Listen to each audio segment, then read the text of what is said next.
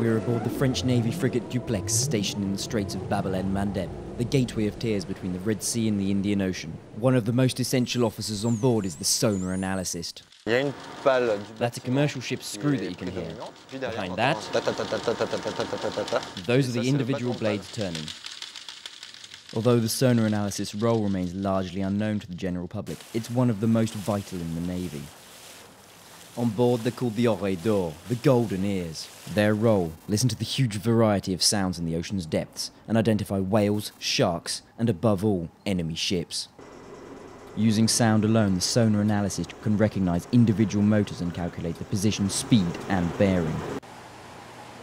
Part of the Oreilles d'Or's role is to identify, classify, and record each vessel's unique sonar identity.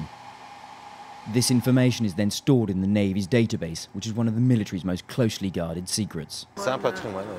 It's a state secret, and one that we have to keep secret. It's France's national security that's at stake, her entire capability of nuclear dissuasion.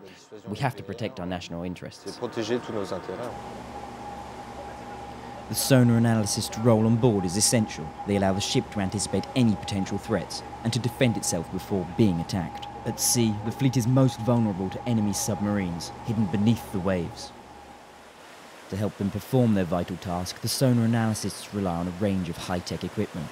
Firstly, this bulky device. Placed in the water behind the boat, this 20-ton metal fish is sunk to a depth of 300 meters.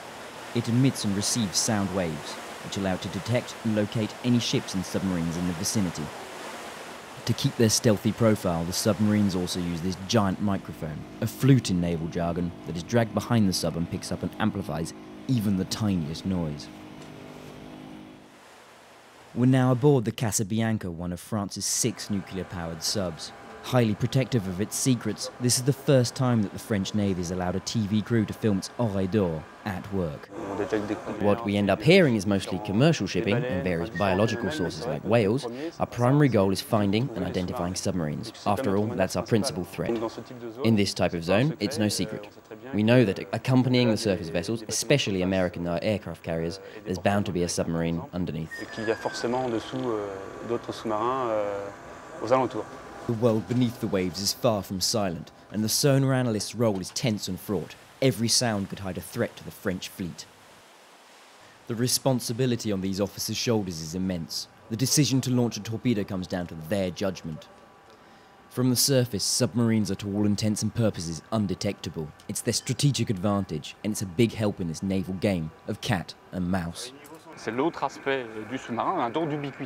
That's the other key to submarine strategy. No one can know for sure where we are. At the moment, only 2 or 3 people aboard the aircraft carrier Charles de Gaulle have that information.